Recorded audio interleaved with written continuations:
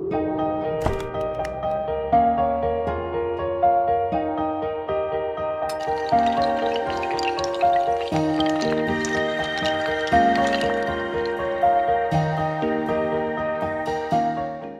a inclinar sus cabezas ahí donde están. Vamos a orar y permita, por favor, hermano, hermana, usted que está aquí presente y aquellos que nos ven en sus pantallas, por favor, que el Espíritu Santo sea quien le hable. No permita que nada estorbe esa conexión directa con nuestro Dios y que nada lo quite de la atención que merece este momento solemne. Oremos, por favor. Poderoso Padre, gracias, Señor, porque nos amas. Gracias porque tu misericordia es infinita. Gracias porque estamos aquí para escuchar tu palabra. Y sabemos, Señor, que has provisto en esta mañana un manjar especial. Somos seres humanos imperfectos, oh Padre. Simplemente queremos que tú nos uses, que tú hables a través nuestro. Perdónanos, Señor, y hazte presente en cada corazón y en cada mente. En el nombre de Jesús. Amén. Amén. Los profes de lengua castellana casi siempre ponemos títulos a todo, ¿no? Si escribimos, ponemos títulos y es una costumbre a los temas también ponerle un título porque eso de alguna manera deja ahí en el recuerdo de las personas que nos escuchan el tema que se ha de predicar. En esta mañana yo he titulado el tema Maravillas y Encantos de la Llanura. Maravillas y Encantos de la Llanura. Y quiero comenzar el tema con una historia o recordando la biografía de uno de esos tantos personajes que tiene la historia romana y que su vida es bastante truculenta, es una vida llena de muchísimos excesos, de problemas y que con toda seguridad nos dejará a nosotros una lección importantísima. Lo llamaban Cayo Julio César Augusto Germánico. En pocas palabras, Calígula era el apodo de este personaje. Fue el tercer emperador romano y que además pertenecía a la dinastía Julio Claudia. Calígula era uno de esos personajes que la historia registra como un hombre lleno de excesos, un hombre que no tenía ningún tipo de límites, uno de esos personajes que creía que tenía el poder y sencillamente abusaba de él e incluso se creía superior a Dios. A veces fungía como un semidios. Era hijo de Germánico y Germánico a su vez era el hijo adoptivo de Tiberio. Si nosotros hacemos un paso ahí rápido por la historia, entendemos que Tiberio fue el emperador romano en tiempos de Jesús. Así que Calígula era nieto adoptivo de Tiberio, ¿de acuerdo? Nieto adoptivo de Tiberio. Y nos preguntamos por qué lo llamaban Calígula. Es una historia simpaticísima porque Atila acompañaba a su papá Germánico, que era un gran guerrero, lo acompañaba a las batallas. Y entonces, como él estaba ahí, llegaba vestido, el pequeño Calígula, llegaba vestido con un uniforme grandote, fingiendo que él era un gran guerrero y además tenía unas caligas o calígulas, como las llamaban otros. Las caligas eran una especie de botas pequeñas, curiosas para niños, y a eso la llamaban caliga, así que de ahí viene el nombre o el apodo de Calígula. Cuando Tiberio, el gran Tiberio, se dio cuenta que estaba gravemente enfermo, tomó una gran decisión. Y esa decisión tal vez Tiberio no la meditó, no la consultó. Y fue que nombró como sucesores suyos a dos nietos que tenía. Uno era Calígula y el otro se llamaba Tiberio Gemelo. No el mismo Tiberio que conocemos, sino Tiberio Gemelo, el nieto. Así que a la muerte de Tiberio, el reinado, el poder de Roma había quedado en manos de dos jovencitos. El uno tenía 25 años y se llamaba Calígula, truculento, audaz, perverso. Y el otro era un poco más tranquilo, un poquito tonto, si se quiere, timorato, y se llamaba Tiberio Gemelo. Lo primero que hizo Calígula cuando llegó al poder fue sencillamente matar de manera muy, digamos nosotros, surrepticia, de manera muy disimulada, muy discreta aparentemente, mandó a matar a su primo. Fue su primera hazaña, acabar con su primo, porque este se había convertido en un estorbo para él. Necesitaba el poder y el poder había que conseguirlo a cualquier costo. Así que Calígula ya llevaba su primera hazaña, había mandado a matar a su primo Tiberio Gemelo. Fueron muchos las semanas, no digamos, no fueron muchas las semanas, mejor, los días que transcurrieron para que Calígula sacara su verdadero carácter. había sido un muchachito ocioso y quiero que ustedes presten atención a esto. Durante un tiempo acompañó a su papá a la guerra y durante ese tiempo, mientras anduvo con su papá en la guerra, fue un hombre valiente, valeroso y forjó un carácter más o menos admirable. Pero con el tiempo, cuando llegó la adolescencia y parte de la juventud, Calígula comenzó a ser un hombre perezoso. Sencillamente se volvió ocioso y en manos de este ocioso iba a quedar, o efectivamente quedó, el imperio romano. Triste la situación de Roma bajo el mandato de Calígula. Y ustedes se preguntarán, ¿qué fue lo que hizo Calígula? ¿Cuáles fueron sus grandes hazañas? Quiero simplemente comentarles unas cuantas de todas las que registra la historia. Calígula, cuando es nombrado emperador, comienza a hacer una fiesta, ordena a sus servidores que hagan una fiesta y tenía que ser una fiesta larga durante semanas porque él necesitaba decirle al mundo que había llegado al poder y que era sencillamente el gran Calígula. En esa fiesta, los historiadores registran que se mataron más de 150.000 animales. Más de 150.000 animales se mataron para darle de comer a toda la gente que asistió. Hubo exceso de vino, derroches, orgías, prostitutas, todo tipo de exageraciones de boato hubo allí en esa posesión de Calígula. La historia registra otro hecho aún más escandaloso. Calígula tenía un caballo y su caballo se llamaba Incitatus. Y él decidió nombrar a Incitatus, su caballo, como un cónsul. Un día dijo, yo necesito hacer algo que los demás no han hecho. Entonces llegó simplemente al Senado y dijo, les traigo a uno distinto, a un personaje, es mi caballo. Y llegó cabalgando sobre Incitatus y lo nombró cónsul y además sacerdote. ¿A quién se le puede ocurrir nombrar a un caballo cónsul y además sacerdote? Y los excesos de Calígula no llegaron hasta ese punto, sobrepasaron toda la imaginación del mundo.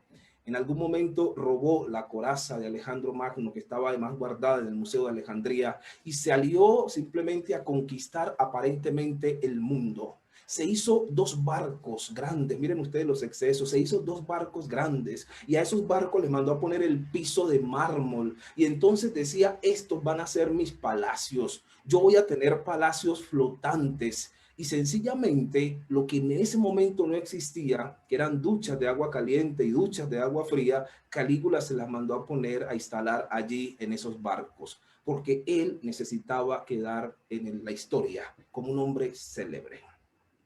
Y la historia registra también que Calígula, este gran personaje, se hacía llamar un dios. Y en algunos momentos decía, yo soy Dios y si quieren, semidios, pero soy un hombre diferente a todos. Y entonces decía por momentos que él era Júpiter. Y en otros episodios se hacía presentar como Venus, después como Apolo, como Hércules, personajes de la mitología griega, porque sencillamente quería que todos se dieran cuenta que había llegado un hombre diferente, extrovertido, gracioso, muy así exuberante al poder de Roma. La gente dice que Calígula no tenía límites, que por las noches salía a buscar mujeres rameras, que se acostaba con una y con otra, que sencillamente decretaba semanas de orgías, se acostaba con sus propias hermanas, incluso a una de sus esposas no esperó la noche de las nupcias, la violó y luego la repudió. Y todo el mundo decía, ¿qué pasa por la mente de este personaje? ¿Por qué un hombre de la realeza, por qué un emperador se comporta de manera tan alocada? Enfrente del templo de los judíos, del templo de Jerusalén, mandó a construir una efigie suya, una estatua suya, porque él necesitaba desafiar a los judíos. Y se ganó la enemistad de Judea, se ganó toda la enemistad de Palestina de manera innecesaria.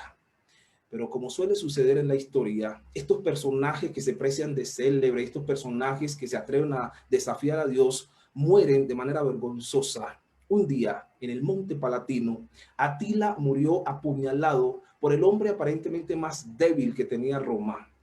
Un hombre que Atila en vida lo había hecho llamar afeminado, ¿no? Decía que él era un homosexual. El hombre sencillamente dijo, a este lo vamos a acabar. Se llamaba Casio Querea.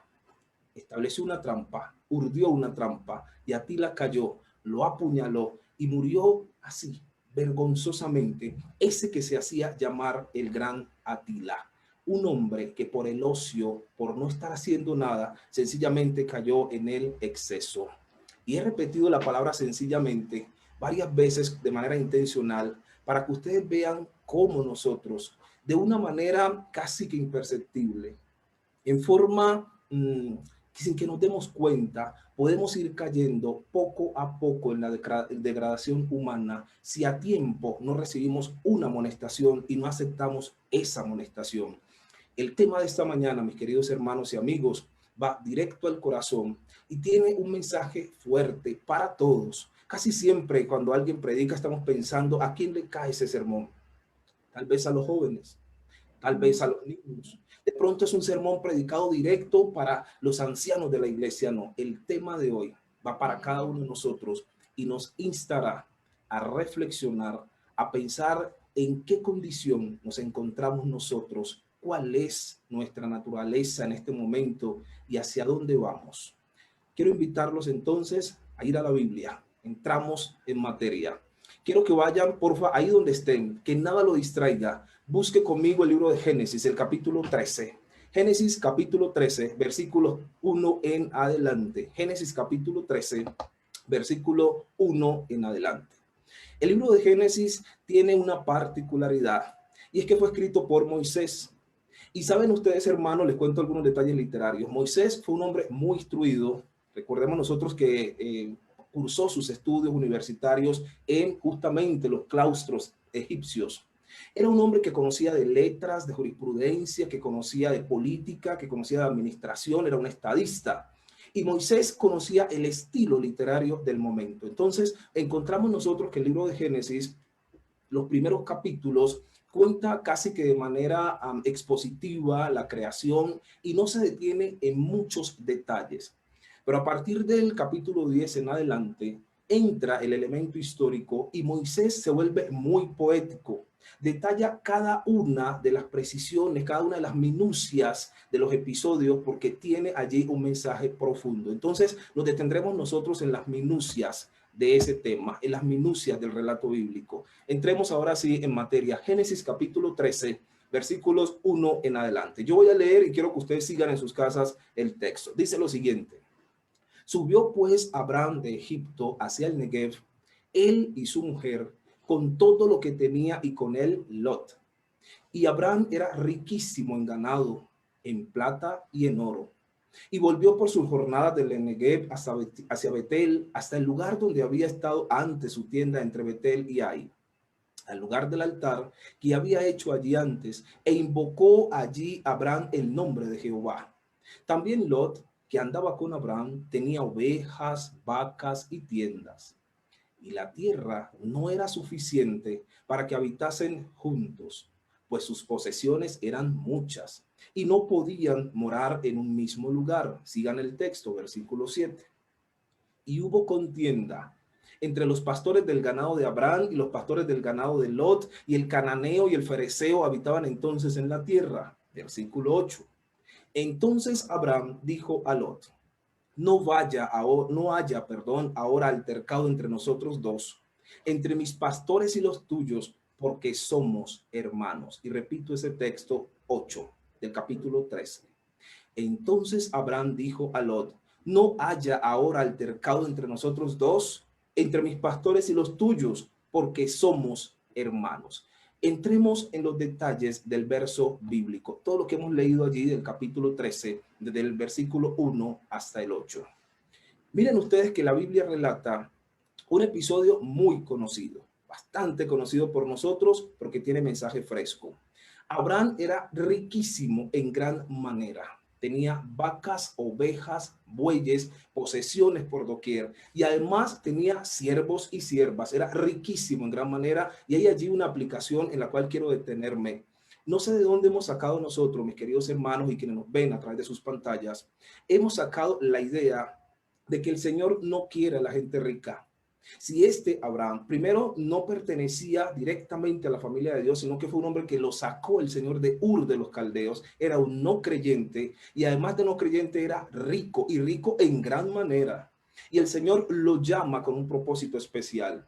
Y Abraham era muy rico, pero la idea que tenemos nosotros como cristianos es que si alguien progresa, que si alguno es rico, no va a entrar en el reino de los cielos. Y cuando estamos predicando, saltamos la casa del rico porque parece que ese no necesita del Señor y como que Dios es enemigo de la gente rica. Falso, falso. El Señor ama a los ricos. Y si no, hagamos una listica de esos amigos de Jesús, del Señor, ¿no? De nuestro Dios del Antiguo Testamento. Lot era rico, Abraham era inmensamente rico, Job tenía muchísimas riquezas también, David, Salomón, todos eran ricos. La idea del miedo a la riqueza fue justamente en la colonización y algo de historia rápidamente. Una de las estrategias que utilizó el imperio, podemos decir España como tal, como cultura, como civilización, fue hacernos creer a nosotros, a la gente que habitaba acá, las Américas, a los indígenas, posteriormente a los negros y a todos los que habitaban en este terruño, que no podían tener ningún tipo de posesiones, que no podían apegarse a la tierra, que no podían apegarse a sus tradiciones, que tenían que renunciar a todo. Y entonces eso justificaba la esclavitud. No pueden apegarse al oro, tienen que entregarlo a los sacerdotes y diezmarlo una y otra vez. Y esa fue una manera de colonizar todo este vasto territorio que nosotros llamamos las Américas. Así que la idea de la infelicidad fue inculcada a nosotros. ¿No les ha pasado a ustedes, mis queridos hermanos, que cuando nos va bien el lunes y luego el martes y también nos va muy bien el miércoles, ya comenzamos a pensar algo va a suceder?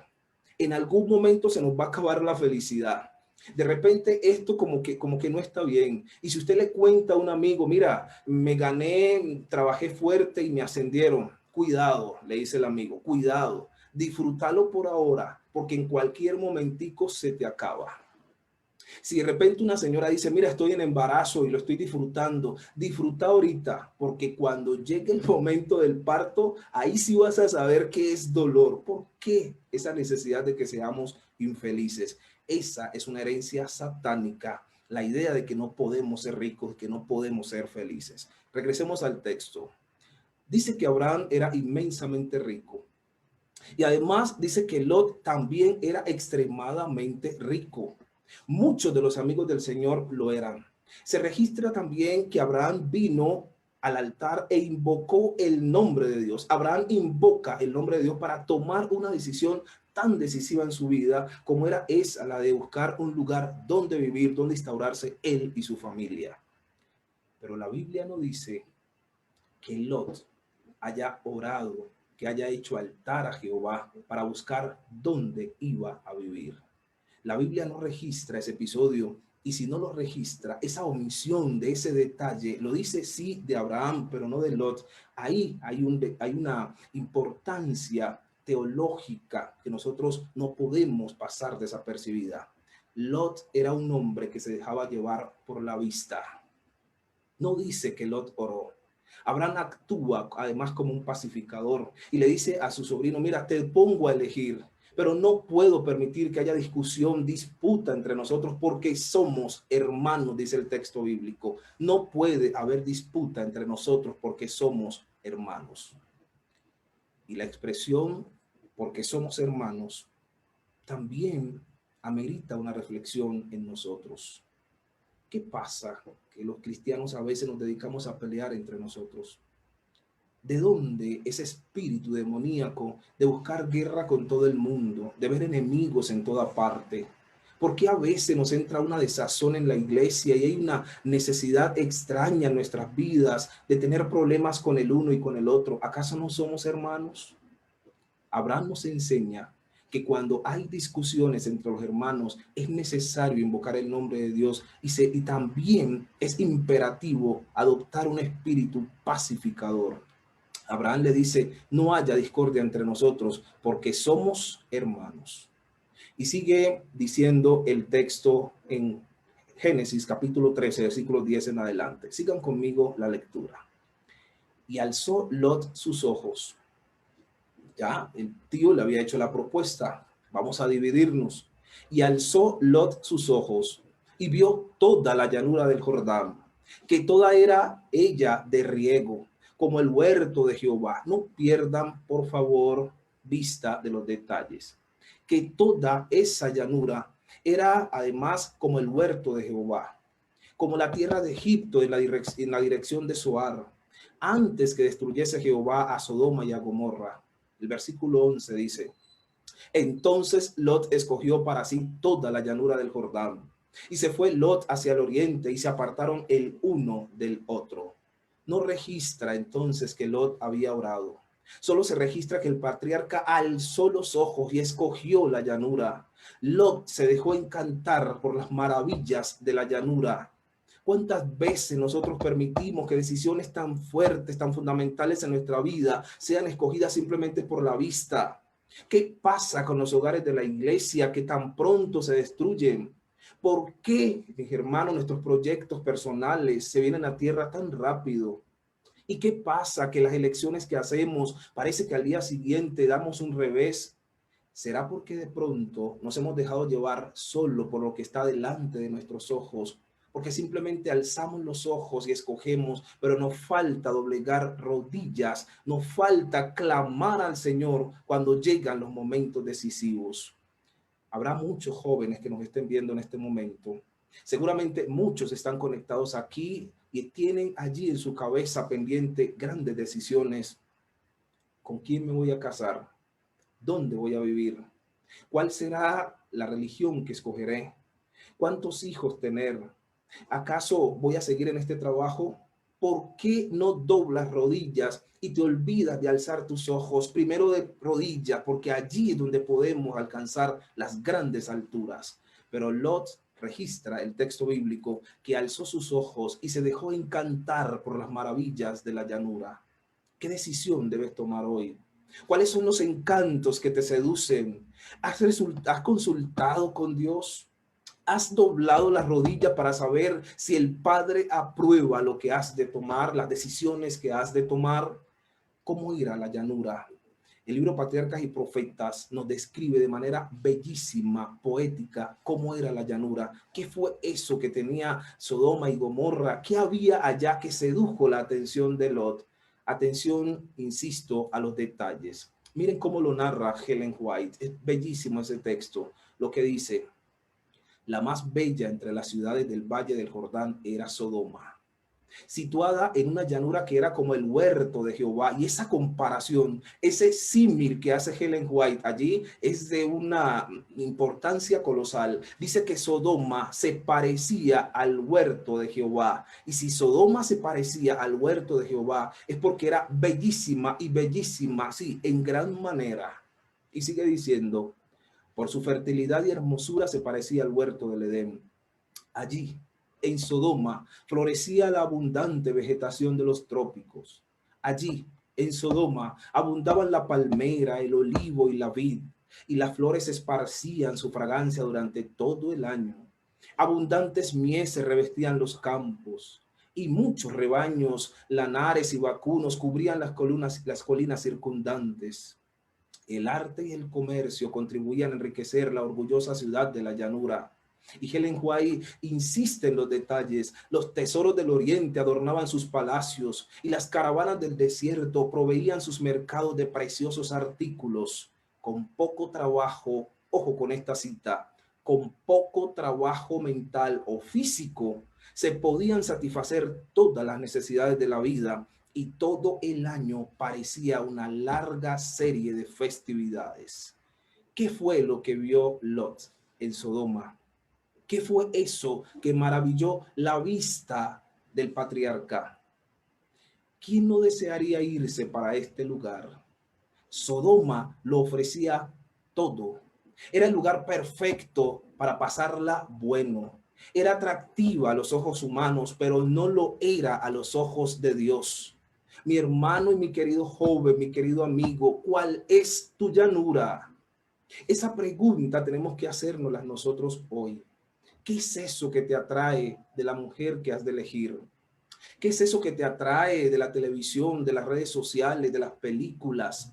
¿Acaso simplemente has alzado la vista y te has dejado embestir, te has dejado sencillamente obnubilar por lo que está allí delante de ti? ¿Cuál es tu llanura?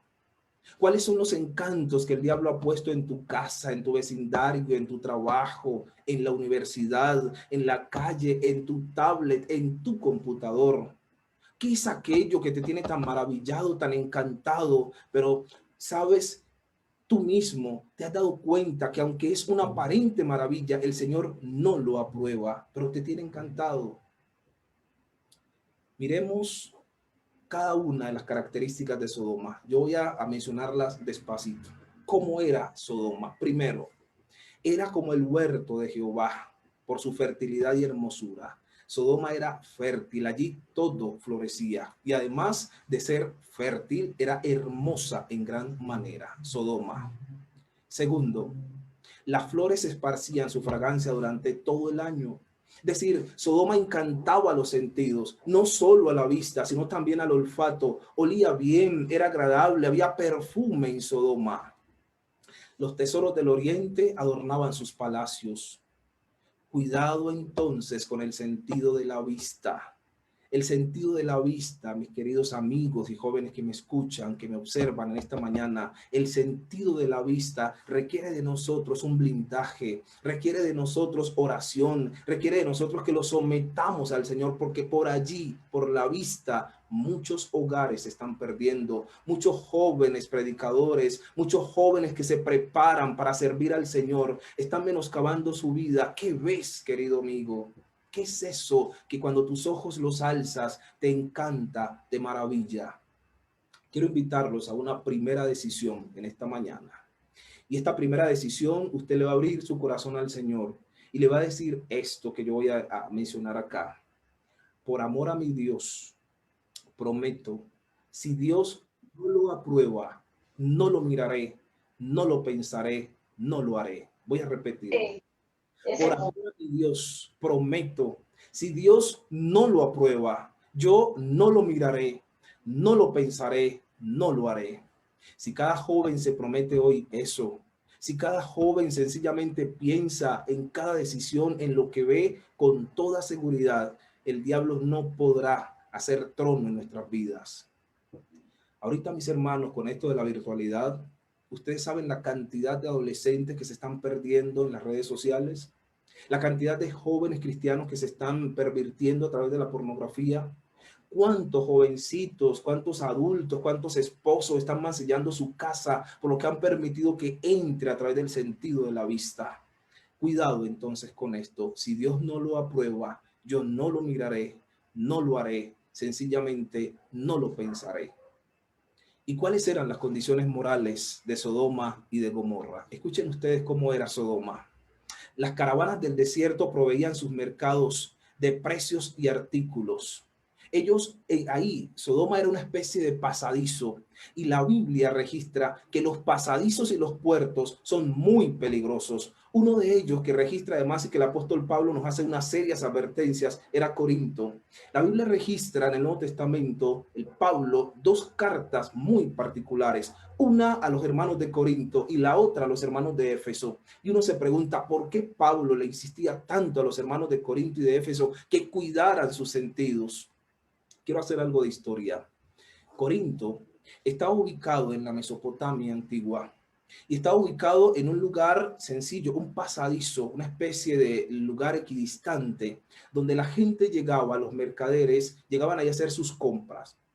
Y suele pasar que los lugares estos donde convergen mucha gente de paso tienen muchas influencias extrañas.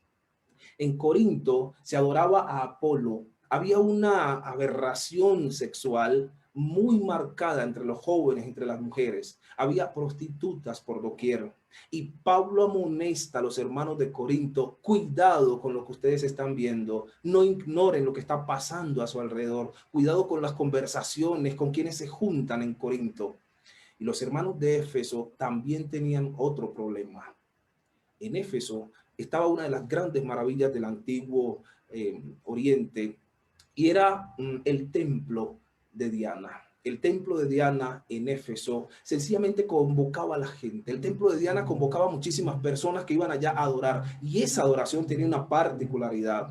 Si Diana era la diosa de la fertilidad, Diana en los romanos, la diosa de la fertilidad, y también tenía que ver con la virginidad, en el templo de Diana, los que pasaban por allí y decidían adorarlo, era tener relaciones sexuales abiertas con muchachas aparentemente vírgenes, o algunas sí efectivamente vírgenes. Era la orgía más escandalosa pero disimulada lo que pasaba en Éfeso. Por eso el apóstol Pablo le insiste a los hermanos de Éfeso: cuidado, mis queridos hermanos. Les insiste con el cuerpo, les insiste a cuidar sus avenidas, estos los sentidos por donde penetra Satanás peligrosamente. ¿Cómo era Sodoma? La hermana Ellen White, en el texto que leímos, registra que con poco trabajo mental o físico se podía satisfacer todas las necesidades de la vida. Es decir, en Sodoma se hacía culto al ocio. La gente no trabajaba, estaba llena de jóvenes vagos, de adultos ociosos, y como eran ociosos, les quedaba tiempo para el derroche, les quedaba tiempo para el exceso, les quedaba tiempo para darle rienda suelta a sus sentidos.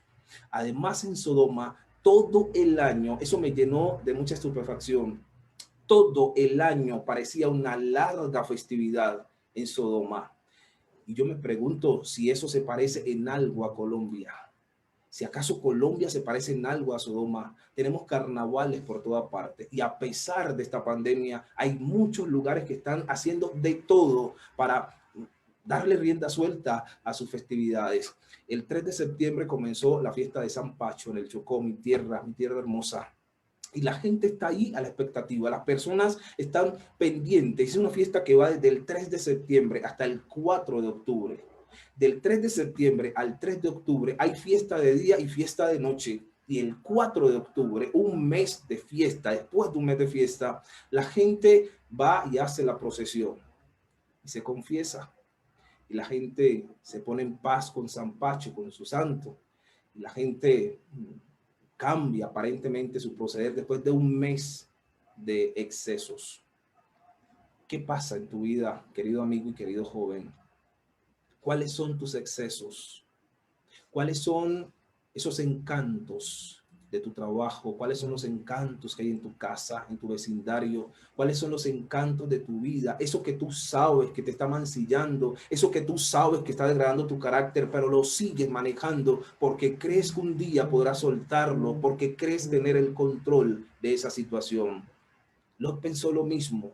La hermana Ellen White enfatiza lo siguiente. Quiero detenerme también en otros capítulos del libro Patriarcas y Profetas, donde se describe lo que pasaba en Sodoma. Y traje todo esto para que usted entienda, querido hermano y querido joven, que no distamos mucho de lo que sucedía con Sodoma, que podemos nosotros juzgar a Lot porque se fue a ese lugar, pero es parecida a la condición de los jóvenes, de los adultos, de todos nosotros hoy. Preferimos lo fácil, nos estamos dejando nubilar por las cosas y por los placeres del mundo, y aparentemente la pandemia como que tocó nuestros corazones, pero otra vez, lentamente hemos regresado a lo mismo. Y yo pensaría que cuando todo esto pase, si es que pasa, la gente tal vez sea peor. Patriarcas y Profetas dice lo siguiente: la abundancia general dio origen al lujo y al orgullo, lo que pasaba en Sodoma. La ociosidad y la riqueza se endurecen el corazón, que nunca ha estado oprimido por la necesidad ni sobrecargado por el pesar. El amor a los placeres fue fomentado por la riqueza y la ociosidad, y la gente se entregó a la complacencia sensual. Reinaban en Sodoma, dice Ellen White, el alboroto y el júbilo, los festines y las borracheras. Las más viles y más brutales pasiones imperaban desenfrenadas. Los habitantes de Sodoma desafiaban públicamente a Dios y a su ley, y encontraban deleite en los actos de violencia. La vida inútil y ociosa de sus habitantes los hizo víctimas de las tentaciones de Satanás. Desfiguraron la imagen de Dios y se hicieron más satánicos que divinos. Esto debe tocarnos a nosotros, y además pensar en que el tiempo en el que estamos es muy parecido. Tanta indolencia en el mundo. Celebramos con memes y con todo tipo de propaganda la muerte de alguien, la muerte de los animales. ¿Hacia dónde va el mundo de esta manera tan alocada? ¿Por qué no reaccionamos? Incluso nosotros los cristianos nos deleitamos con todo lo que pasa y compartimos imágenes y memes y chistes groseros y chistes de doble sentido y parece que nada nos toca. Estamos nubilados, enceguecidos con los placeres del mundo. La vista y los sentidos nos están alejando de Dios. En Sodoma, Satanás está al acecho, dice Ellen White, pronto para destruir a los imprudentes, cuya ociosidad le da ocasión de acercarse a ellos bajo cualquier disfraz atractivo. Nunca tiene más éxito Satanás que cuando se aproxima a los hombres en sus horas ociosas. Y repito esto, nunca tiene más éxito Satanás que cuando se aproxima a los hombres en sus horas ociosas. Y esto debería tocar nuestros corazones. Esto debería hacernos pensar de qué nos ocupamos. Queridos jóvenes y hermanos, queridos amigos que se conectan, que están ahí en su casa, revise su semana. ¿En qué se ocupa su mente? ¿En qué se espacia usted? ¿Cuánto tiempo le dedica al Señor? Si dedicásemos más tiempo a la lectura, si dedicásemos más tiempo a la meditación, si dedicásemos más tiempo a la contemplación con el Señor, en el Señor, con toda seguridad, nuestros caracteres serían más enternecidos. Pero ¿cómo puede obrar el Señor si nuestra vista, nuestro olfato, nuestros sentidos están embrutecidos con los placeres mundanos? No puede obrar el Señor en una iglesia que está afanada por los placeres mundanos y que no reacciona. No puede obrar el Señor. Lot, este sobrino de Abraham, sencillamente se fue para Sodoma buscando un lugar fácil. Y es bueno reflexionar en esto. La abundancia general dio origen al lujo. La gente se entregó a la complacencia sensual. Encontraban deleite en los actos de violencia. El amor a los placeres fue fomentado por la riqueza y la ociosidad. La gente, los viejos, los abuelos decían, la mente desocupada es taller de Satanás.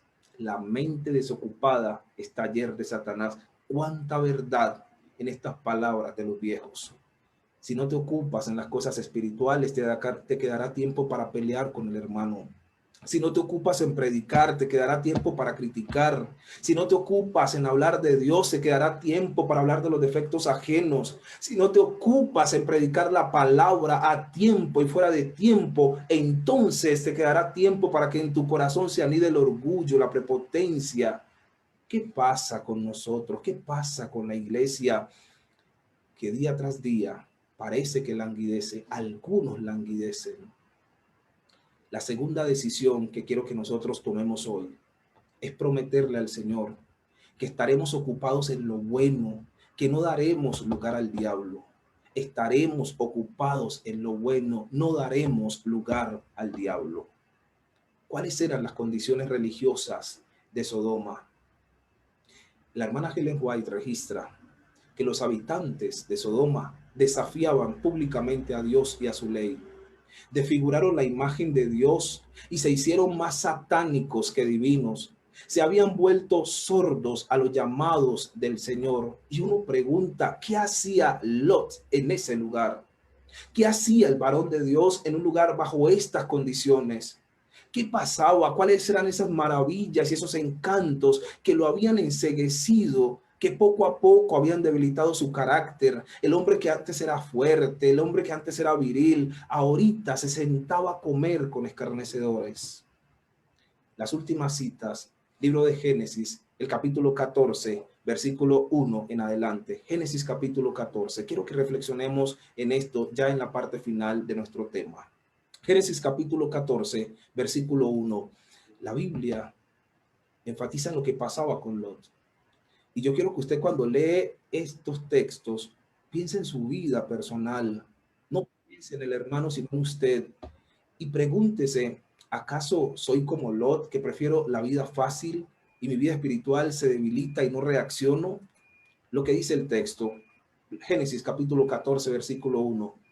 Aconteció en los días de Anrafel, rey de Sinar, Arioc, rey de Elazar, Kedorlaomer, rey de Elam, y Tidal, rey de Goim, que estos hicieron guerra contra Bera, rey de Sodoma, contra Birsa, rey de Gomorra, contra Sinat, rey de Adma, contra Semeber, rey de Cebolín, y contra el rey de Bela, la cual es Suar. Y tomaron toda la riqueza de Sodoma y de Gomorra y todas sus provisiones y se fueron. Tomaron también a Lot, hijo del hermano de Abraham, que moraba en Sodoma, y sus bienes y se fueron. Y vino uno de los que escaparon y lo anunció a Abraham, el hebreo, que habitaba en el encinar de Manre, el amorreo, hermano de Escol y hermano de Aner, los cuales eran aliados de Abraham. Versículo 14 del capítulo 14. Oyó Abraham que su pariente estaba prisionero y armó a sus criados, los nacidos en su casa, 318, y los siguió hasta Adán. Y cayó sobre ellos de noche, él y sus siervos, y les atacó y les fue siguiendo hasta Joba, al norte de Damasco, y recogió todos los bienes, y también a Lot, su pariente, y sus bienes, y a las mujeres y demás gente. El patriarca estaba en el lugar equivocado, y el Señor le estaba dando una gran lección. El Señor le estaba diciendo a Lot, vete de este lugar, no puedes seguir aquí. Tal vez, mis queridos hermanos, esta pandemia sea solo un pequeño llamado de atención. No sabemos qué vendrá después. De nosotros dependerá si todo esto tiene sentido o no. Yo no quiero pensar que cuando todo esto pase, volvamos a lo mismo, con la misma indiferencia, con la misma apatía. La pandemia sencillamente nos ha revelado a nosotros que nuestro carácter era débil. Nos ha revelado a nosotros que estábamos pendientes de otras cosas, que nuestro corazón estaba lejos de Dios. Ese miedo que sentimos, ese miedo sin ninguna explicación, es porque sentimos que no estamos aferrados a Dios. Y entonces, ¿por qué no le buscamos? Lot se dio cuenta con este incidente cuando lo raptaron, cuando se llevaron todo lo suyo y luego su pariente lo rescata, se dio cuenta que tenía que cambiar. Pero mis queridos amigos, Lot estaba tan maravillado con la llanura, estaba tan maravillado con todas las aparentes bellezas que ofrecía Sodoma y Gomorra, que no tomó una decisión a tiempo. Y aquí tenemos nosotros que reflexionar. Qué bueno si hoy prometemos al Señor, si Dios rescata mi vida, no volveré atrás. Piensa en esto. Si Dios rescata mi vida, no volveré atrás. Si el Señor nos permite pasar invictos en medio de tantas pruebas, ¿por qué no tomamos decisiones firmes? Decir, Señor, no quiero volver atrás. ¿Por qué llega un tema, una predicación tras otra, una dificultad tras otra? Y en el momento difícil decimos, Señor, sálvame que perezco. Y cuando el Padre provee, cuando nos extiende la mano, cuando nos auxilia, luego volvemos a nuestros viejos caminos. ¿Por qué nos resistimos al Señor? La hermana Elena G. de White registra lo siguiente, nuestras dos últimas citas del libro Patriarcas y Profetas. Sobre Lot, lo que pasó con él después de este rescate casi que peliculesco que hizo por acá Abraham. Dice esto: y ahora se acercaba la última noche sobre Sodoma. Las nubes de la venganza proyectaban ya sus sombras sobre la ciudad condenada, pero los hombres no las percibieron. Y cuando yo leo esto, mis hermanos, a medida que lo lea, piense en el mundo en el que estamos. De pronto estamos en las últimas horas.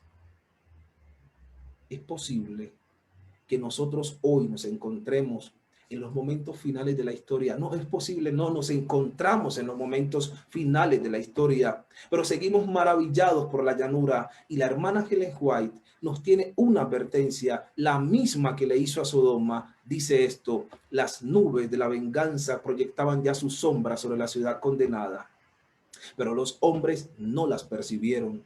Mientras se acercaban los ángeles con su misión destructora, los hombres soñaban con prosperidad y placer. Sencillamente el Señor había tomado la decisión ya de destruir a Sodoma. El Padre había decretado ya un dictamen para Sodoma. No tendría más tiempo, no habría más oportunidad para Sodoma y Gomorra. ¿Y qué pasaba con el patriarca? ¿Por qué seguía en ese lugar? ¿Por qué sus ojos no se habían abierto hacia el cielo y seguía maravillado y encantado con la llanura? Continúa diciendo la hermana Helen White: el último día fue como todos los demás que habían llegado y desaparecido. Repito esto: el último día fue como todos los demás que habían llegado y desaparecido. La noche se cerró sobre una escena de hermosura y seguridad.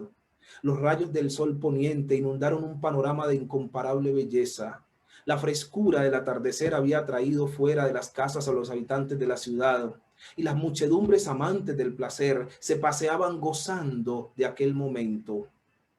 Y el texto de Génesis 19:1 nos dice que llegaron pues los dos ángeles a Sodoma a la caída de la tarde, y Lot estaba sentado a la puerta de Sodoma, y viéndolos Lot se levantó a recibirlos y se inclinó hacia el suelo.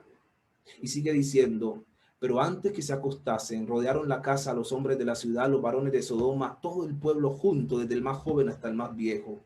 Cuando los ángeles del Señor llegaron a traer la noticia de la destrucción, Lot no sabía, no estaba percibido del tiempo final y se encontraba conversando con los hombres perversos de Sodoma y de Gomorra.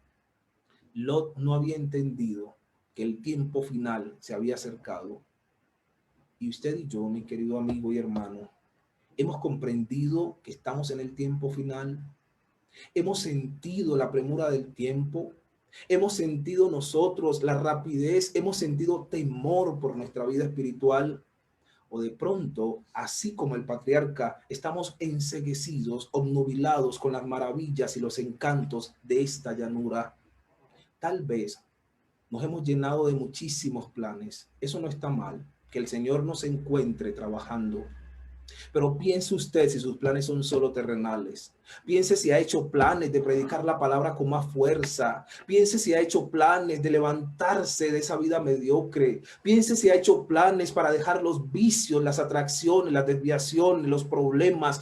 Piense esto, si ya usted tomó esa decisión o sencillamente como el patriarca se encuentra conversando entre tanto que la noche final llega.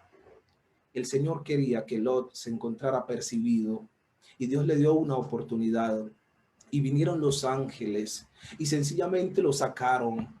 Y yo insisto con esta palabra, ¿y saben por qué la he repetido? Porque la vida ahorita se ha vuelto aparentemente sencilla y normal. Es por eso que he repetido la palabra.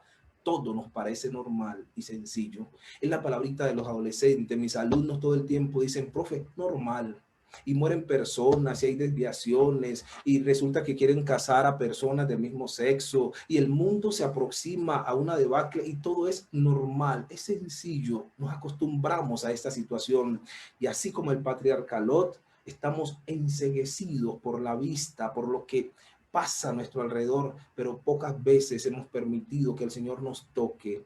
Hoy le permitirás al Señor que transforme tu vida.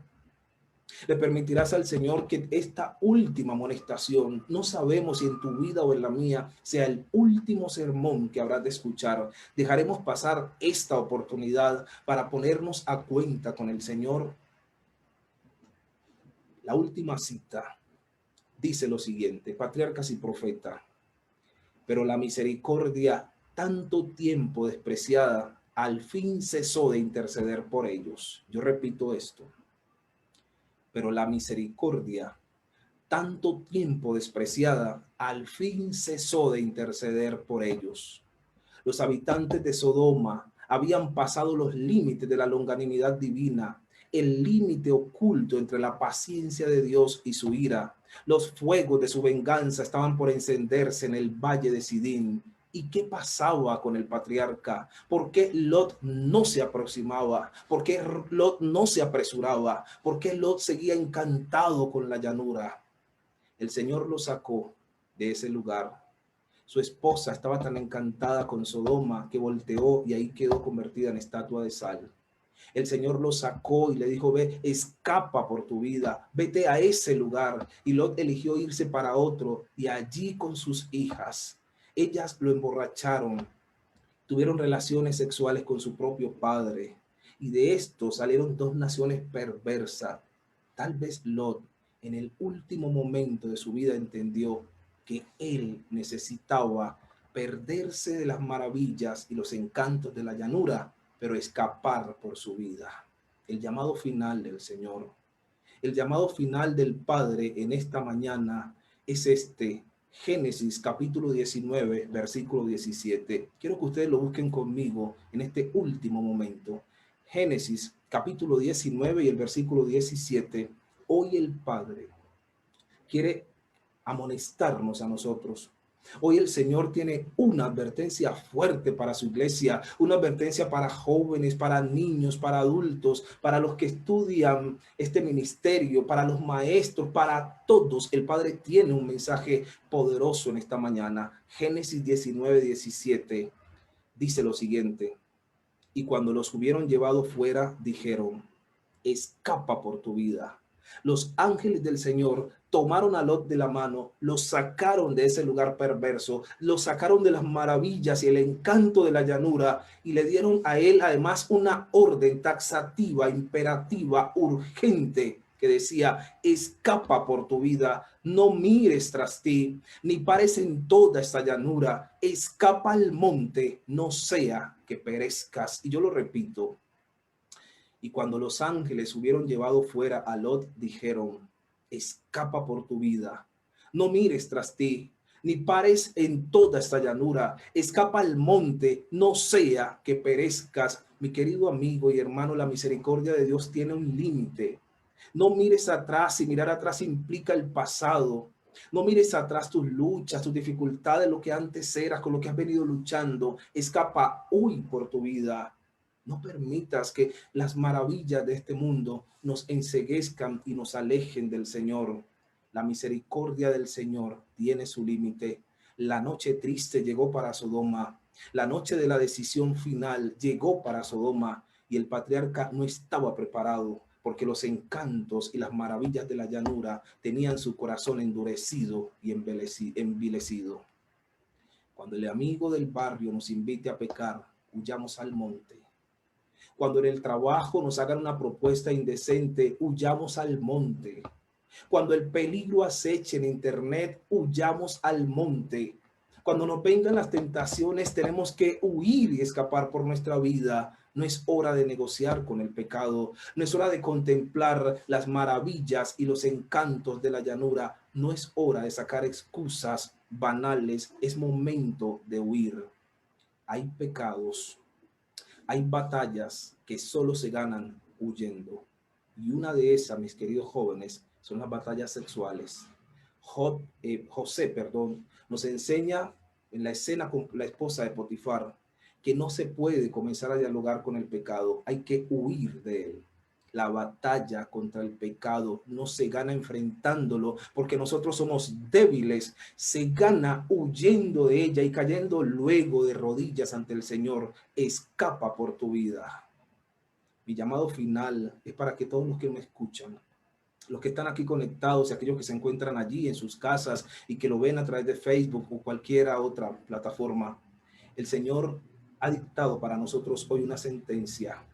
Y hoy nos hace además una invitación, pero es una invitación perentoria, urgente. Escapa por tu vida. No permitas que las muchas cosas, cuando estés en internet, cuando estés con los amigos reunidos, con tus compañeros de la universidad, sé tú diferente. Sé una persona distinta. El Señor quiere que no permitas que estas maravillas te alejen de Él. Es el momento para caer de rodillas y decirle al Señor: te entrego mi vida, Padre.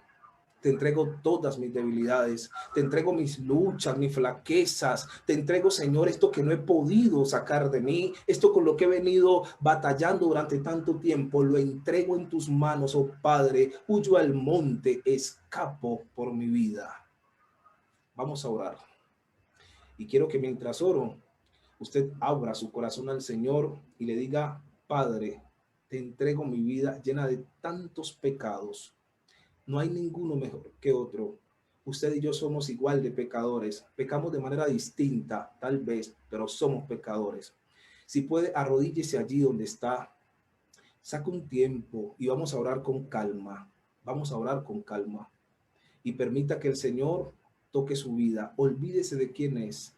Si es maestro, si es teólogo, si es tesorero de iglesia, si es predicador, si lleva 20 años, 30 años, el mensaje es para usted. Escape al monte en este momento. Abra su corazón al Señor. Oremos.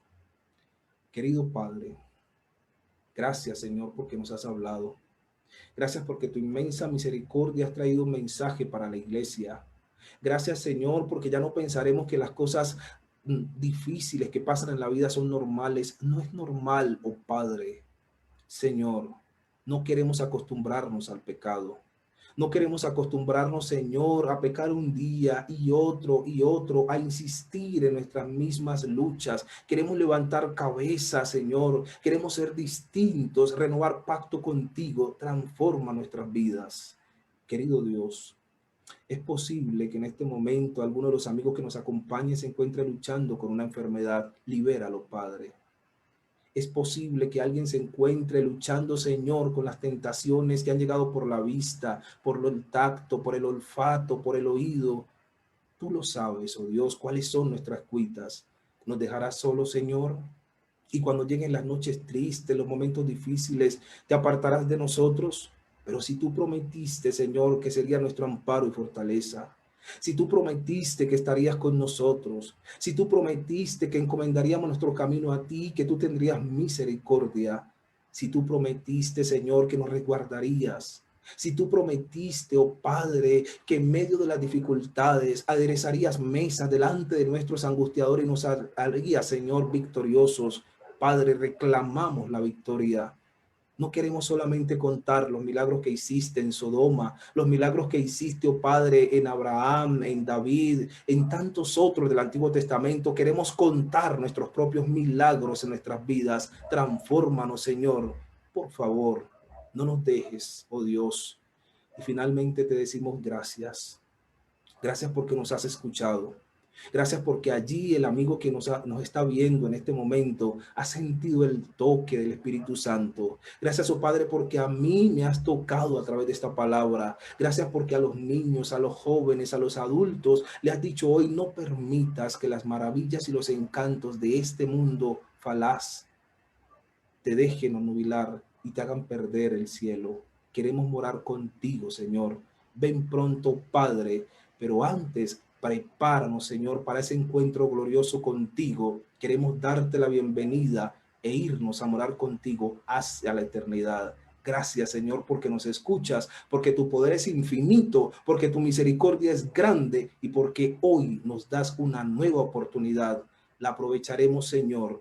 Prepara el manjar, porque, oh Padre, nos gozaremos contigo en el cielo. En el nombre de Jesús. Amén.